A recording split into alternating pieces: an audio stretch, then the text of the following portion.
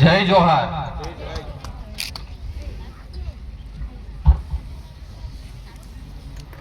આપ સૌને બપોરના આટલા સમયે સૌપ્રથમ તો આટલી મોટી સંખ્યામાં આપ સૌ આપના તમામ કામ મૂકીને આજે આ ચિંતન શિબિરમાં હાજર રહ્યા છો એ બદલ આપ સૌનો ખૂબ ખૂબ આભાર.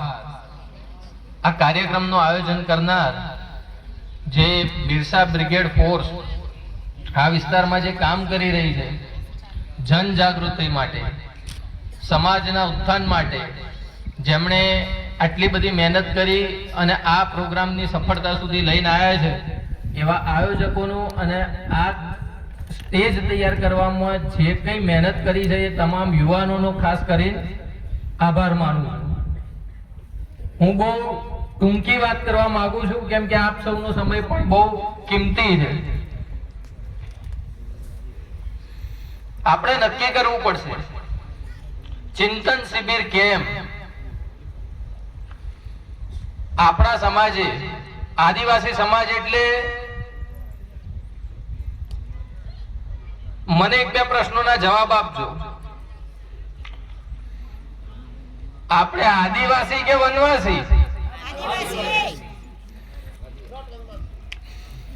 આપણી ઓળખ એટલે આદિવાસી ને.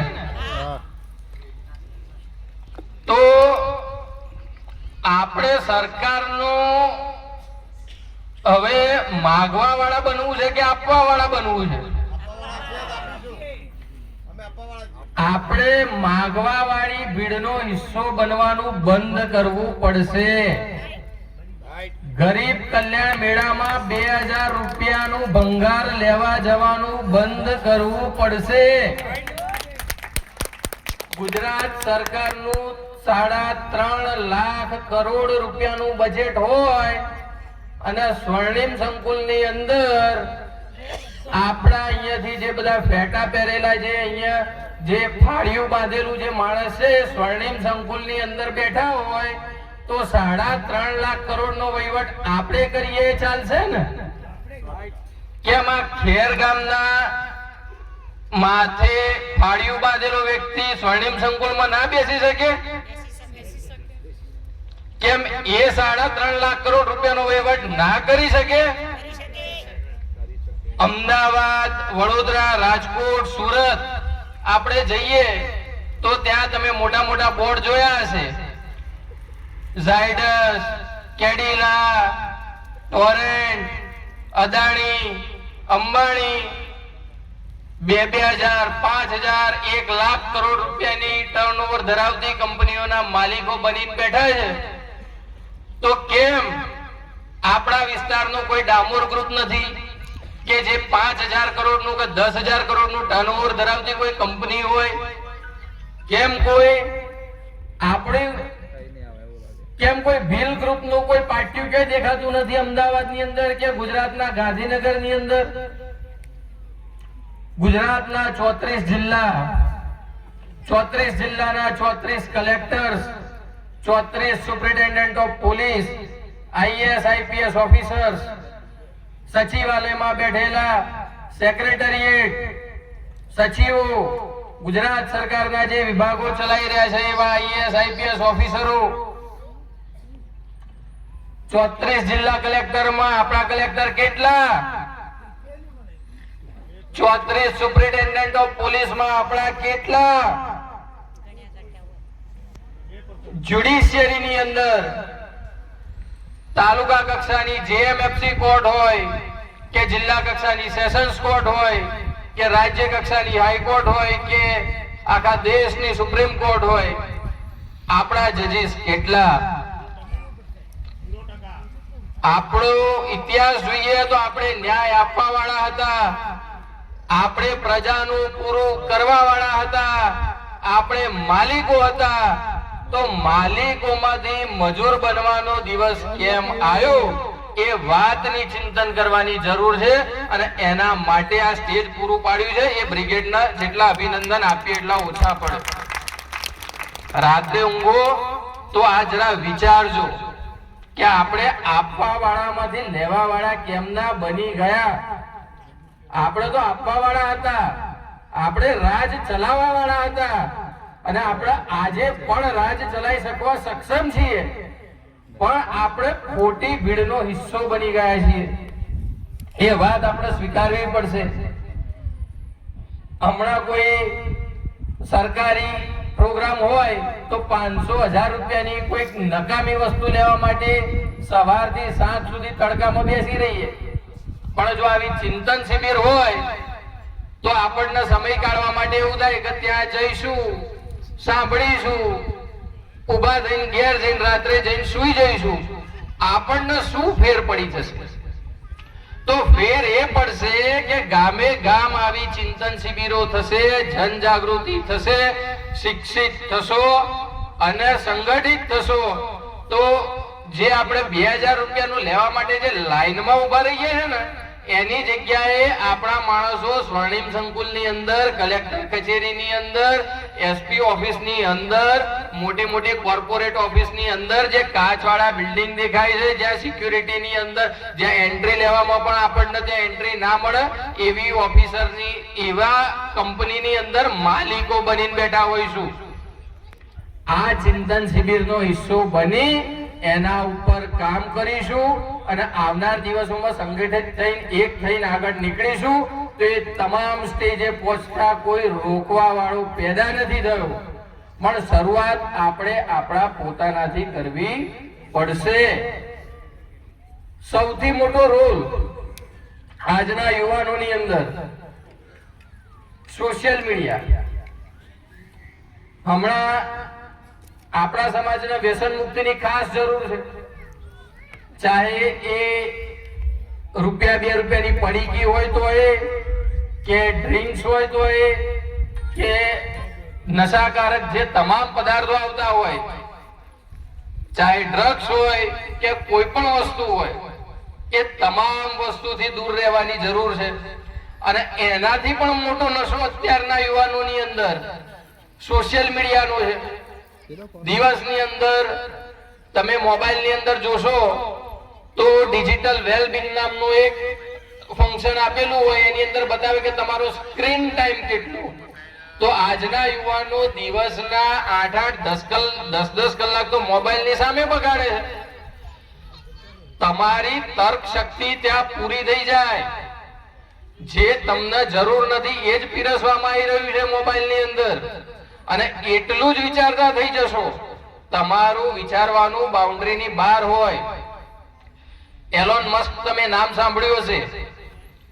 એક એવો વ્યક્તિ કે અત્યાર સુધી એવું હતું કે ભાઈ રોકેટ નીચેથી ઉપર જાય અને ત્યાં આકાશમાં કોઈ સેટેલાઇટ મૂકીને આવે, પણ ત્યાંથી પાછું ના આવે. એને વિચાર આવ્યો કેમ ના આવે, એના ઉપર આપણે ટેકનોલોજી ઉપર કામ કરીએ તો રોકેટ નીચેથી ઉપર જશે અને આપણે જે જગ્યા નક્કી કરી હશે ત્યાં જ આવશે. તો એને મહેનત કરી. અમેરિકાની સૌથી મોટી સ્પેસ કંપની જે કહેવાય નાસા, નાસાના સ્પેસ કંપનીના રિસર્ચ સાયન્ટિસ્ટો જે કામ ના કરી શક્યા એ કામ એલોન મસ્કે કર્યું. એને રિસર્ચ કર્યું, રોકેટ બનાવ્યું, નીચેથી ઉપર ગયું, ઉપરથી નીચે આવ્યું. એની પોતાની સ્પેસએક્સ કંપની બનાવી કે જે નાસા થી પણ વધારે સ્ટ્રોંગ છે. એને વિચાર કર્યો ડ્રાઈવર વગરની ગાડી કેમ ના બને. બને, ડ્રાઈવર વગર પણ ગાડી ચાલે, કેમ ના ચાલે. તો ક્યારે આપણને એવો વિચાર નથી આવતો કે આપણો મુખ્યમંત્રી કેમ ના બને. બને. આપણો વડાપ્રધાન કેમ ના બને. બને. આપણો વ્યક્તિ અદાણી અંબાણી કેમ ના બને. બને. આપણો વ્યક્તિ કોઈ મોટા મીડિયા હાઉસ નો માલિક કેમ ના બને. બને. વિચાર આવવો જોઈએ, ચિંતન કરવું જોઈએ, એના ઉપર કામ કરવાનું ચાલુ કરવું પડે.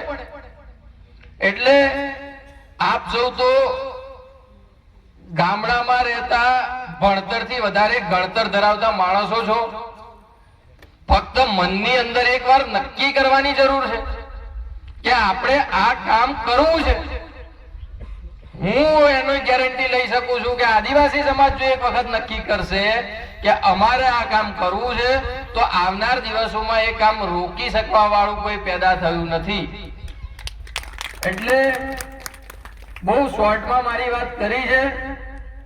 જ્યાં પણ અમે સામાજિક એકતા જાગૃતિ મિશન પણ ચલાવીએ છીએ. અમારા રાષ્ટ્રીય અધ્યક્ષ માન્ય કેવલસિંહ રાઠોડ સાહેબ, જે સુપ્રીમ કોર્ટના એડવોકેટ પણ છે, આદિવાસી સમાજના જનજાગૃતિ માટેના ઘણા બધા કાર્યક્રમો કર્યા છે. સવારથી અહીંયા બેઠા છે. હમણાં એમની ઓફિસમાં બેસતા તો કોઈ એક ક્લાયન્ટ આવે વિઝિટિંગ માટે, તો એમને મળવી કન્સલ્ટ કરવાની ફી 50,000 લાખ રૂપિયા લે. શું કરવા એ 50,000 લાખ રૂપિયા છોડીને આજે અહીંયા ખેર ગામની અંદર ભિલોડા તાલુકામાં અહીંયા બેઠા છે. ખબર છે કે જે સમાજને જે મળવું જોઈએ એ મળ્યું નથી, ન્યાય મેળવવા માટે. એટલે આપ સૌને હું એટલું કહેવા માંગુ છું કે આટલા નાના નાના છોકરા જો જાગૃત હોય તો આપણી પણ સવિશેષ જવાબદારી છે.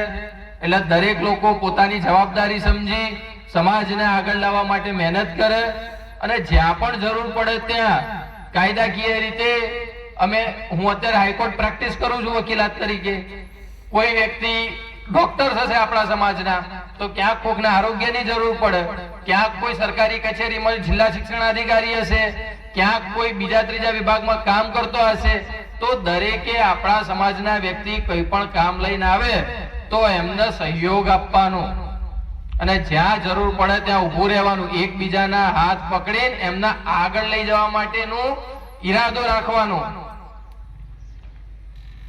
સમાજ બીજા સમાજને શીખવાડી શકે એટલો કેપેબલ આપણો સમાજ છે. એટલે મારી વાત અહીંયા હું પૂરી કરું છું. બસ એટલું જ કહેવા માંગુ છું. એક શોર્ટમાં છેલ્લે એક વાત કરી મારી વાત પૂરી કરું છું કે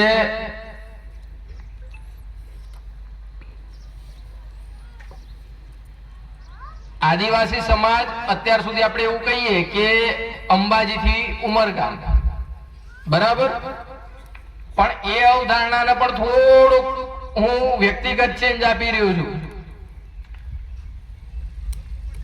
આખા વિશ્વનું ભૂગોળ જોઈએ ને તો રાઈટ હેન્ડ સાઈડમાં જાપાન આવે અને ડાબા હાથે અમેરિકા આવે, યુએસ. એટલે જાપાન થી અમેરિકા સુધી અને દક્ષિણ થી ઉત્તર સુધીનું જોઈએ તો એન્ટાર્કટિકા થી માંડી અને નોર્વે, સ્વીડન અને યુકે નો લંડન સુધીનો ભાગ જોઈએ તો આખા વિશ્વની ભૂગોળમાં આદિવાસી સમાજ વસેલો છે. ફક્ત એક થવાની જરૂર છે. એક થાવ, આખી દુનિયા આપણી અંદરમાં છે. આખા વિશ્વના આદિવાસીઓ એક થાવ, આખી દુનિયા ઉપર રાજ આપણે કરી શકીશું. આટલી વાત કહીને મારી વાત પૂરી કરું છું. જય જોહાર, જય સંવિધાન, જય ભારત.